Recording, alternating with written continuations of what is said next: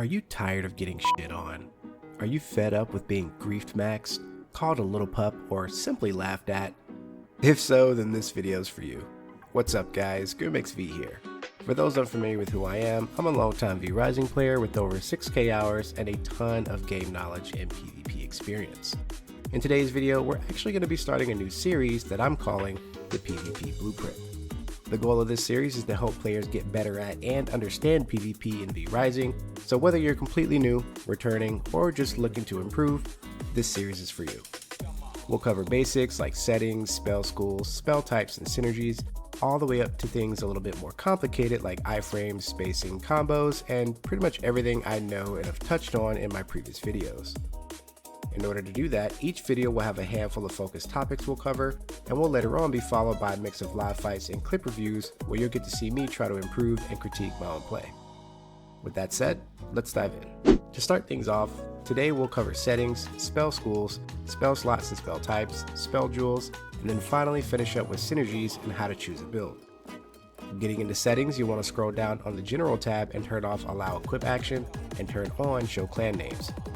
Having equip action off is going to prevent you from unequipping your weapon on accident, and clan names will make clan tags visible so you can always identify who's who when fighting. After that, we're going to go over to graphics, disable blood effects, and set our screen shake down to 0.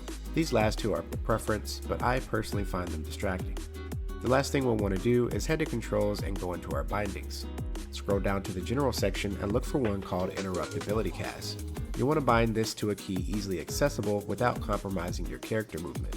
This will allow you to cancel both weapon and spell abilities, which will be extremely useful in higher level play for baiting defensives and stopping yourself from committing too hard into a mistake. I've set mine to a press of the scroll wheel. Next, we'll scroll a little further down to our action bar. I won't tell you specifically how to set this portion up, but a general rule of thumb is to keep bindings as close to your WASD or whatever keys you use for movement so that you don't have to compromise your mobility to press them. Usually 1 through 4 is okay, with options for the remaining slots being things like X, Z, Shift, F, and so on. Just remember that in order to use some keybinds, you may have to rebind or unbind other things to free them up. Alright, now let's get into spells. There are 6 spell schools in Vrising: Blood, Chaos, Unholy, Illusion, Frost, and Storm. The first thing you need to know is that each of them is associated with a debuff that the spells within that school will inflict on enemy targets. Starting with Blood Magic, this school's debuff is called Leech. As the name implies, it makes your physical attacks leech HP with every hit, and restores a percentage of your HP if the enemy affected dies with the debuff active. Chaos Magic's is called Ignite. This one inflicts enemies with a ticking DOT and causes any enemy slain with the effect to explode, dealing 50% magic damage. Unholy Magic's is called Condemn and causes enemies affected to take 15% increased damage from all sources. When an enemy dies while inflicted with this one, they summon an undead minion. Illusion Magic's is a bit different since it has 2 effects, the first of which is called Weaken. This one reduces the damage output of enemies affected by 15% and has a 33% chance to grant a stack of Phantasm if the target dies while Weaken is active. Phantasm is a buff that stacks up to 10 times, granting a 1% spell CDR and a 2% chance to reset a cooldown on cast per stack. Stacks for Phantasm are also removed once the cooldown effect triggers. Frost is another school with 2 effects called Chill and Freeze. Chill is a debuff that reduces the target's movement speed by 15%, while Freeze is a CC effect that locks a target in place and grants them a small shield. Something to note here is that in most cases, the spells with modifiers that cause freeze require the target to already be inflicted with chill. Also, because there's diminishing returns for CC in the game, whenever you try to inflict freeze on a target that's immune, they'll instead get staggered, take 25% magic damage, and be inflicted with a fresh chill debuff. Lastly, Storm's debuff is called Static. Once inflicted, it'll cause any physical damage dealt to the target to trigger a shock effect which deals 10% magic damage on each hit. When a target affected by static dies, it triggers a chain lightning effect to the nearest enemy, dealing 50% magic damage and inflicting static on them as well. The chaining shock effect can bounce up to 2 times. One takeaway for this one is that the shock effect applied triggers for each instance the enemy is hit. This means whether it's a spear queue or you and a buddy wailing on someone, as long as the debuff lasts, every hit is going to trigger that additional 10% magic damage. If that sounds insane to you, it's because it is. Static is one of, if not the best debuff for scaling damage and has amazing synergy when stacked with other debuffs like Condemn and Ignite.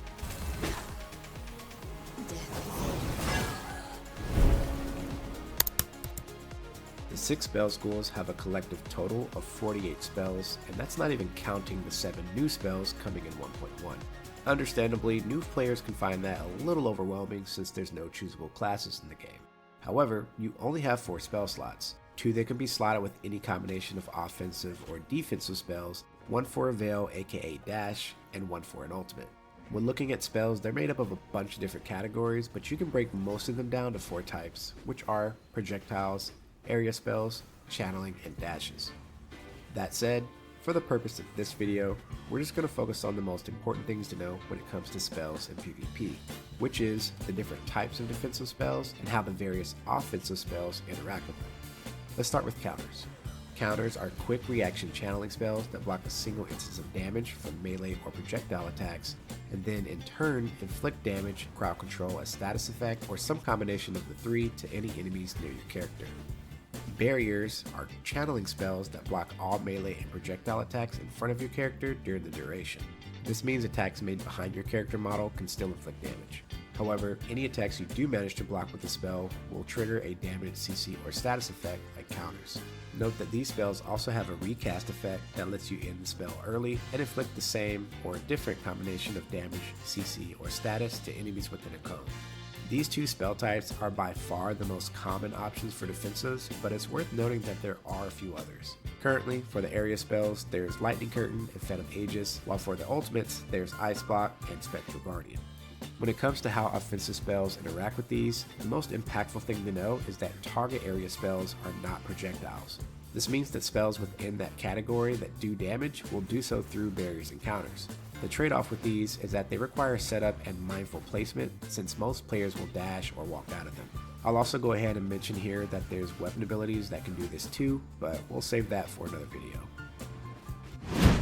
Now if you're new, brace yourself, because this is where things get even more insane. Each spell, aside from the ultimates, can be equipped with an item called a spell jewel. These jewels consist of 4 different tiers and will add a variety of different modifiers to the spell depending on how the jewel rolled. These modifiers range from as simple as increasing percent damage or healing to as complex as changing or adding additional effects to the spell. Here's an example of one that does the latter. The recast effect of an unjeweled frost barrier deals 25% magic damage and inflicts chill. However, thanks to this jewel, I can change it so that the recast knocks enemies away and inflict freeze if the target already has chill applied. Spell jewels can be crafted or looted almost anywhere in game, but there's a ton of different modifiers for each spell. So instead of covering all of them in this video, I'll introduce you to an amazing resource created by Vinn and Bandito. Links in the description below. Alright, we're finally getting into the last section. Now, doing something like choosing your build is highly subjective to your own preference, but here's a few things to keep in mind. When you boil everything down, you're deciding between running 2 offensive spells, 2 defensive spells, or 1 of each. Every player will have an ultimate, and every player will have a dash.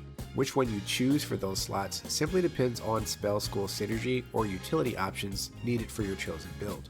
To explain further, a player running with 2 offensive spells is typically going to be someone that enjoys the high risk, high reward playstyle and runs something like 2 projectiles or 1 projectile and 1 target area spell. Projectiles in particular can do a ton of damage in this game, but in order to squeeze the most out of them, you need good aim and the ability to either patiently wait or bait out your opponent's defensives so you can land them.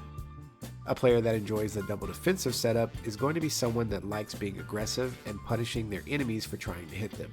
All of your main damage with this setup will come from weapon autos and weapon abilities, but it's by far the most forgiving option on the list and can be downright oppressive when utilized by a skilled player. A player that uses 1 of each is someone who enjoys the more balanced approach. This approach is actually the standard for most builds, including the current meta options, as long as we're counting steroids like Power Surge or Blood Rage as offensives. That said, the core concept for getting started is choosing a spell you like. Then, you'll pair that spell with an offensive or defensive spell that complements or covers a weakness before choosing a dash and ultimate that does the same. As an example, here's the concept behind the first build I ever made. Way back in pre-Gloomrot, my favorite spell was Corpse Explosion, which has now been renamed to Bone Explosion. This spell deals delayed damage in a radius and applies Condemn to the target. In its traditional sense, this is a spell for a ranged caster build. The weakness of the spell is the slow cast time and delayed activation. However, because I enjoy playing at mid to close range, I decided to pair it with spells that can help me lock down my target and increase my chances of the spell landing. The best spells for this in my opinion are Veil of Frost and Frost Barrier. Both spells can trigger freeze, which buys me plenty of time to combo off of it. For an ultimate, I now slot Ice Block, which buys me more time for my cooldowns. This is necessary because it's easy to burn through all cooldowns when setting up the full combo. But that's only one way. If I wanted to play at range and use the spell to poke my target down, I could pair it with Mistrance and run Veil of Chaos instead. Then I could choose to either keep the Ice Block or swap it for an ultimate like Merciless Charge or Heart Strike to capitalize on my opponent's mistakes. What about playing aggressive? In that case, I could choose Chaos Barrier, Veil of Storm, and Merciless Charge to maximize my damage output. These are just examples based on my preference, but hopefully this helps paint the picture. I'll also go ahead and mention that you'll want to set up weapons to complement your build too, but we'll cover that in the next video. And that'll do it for our first episode, guys. Next time we'll get into weapons, infusions, iframes, and more. So if you enjoyed this video, please leave a like and subscribe. And as always, thank you so much for watching. This is GrimXV, signing off.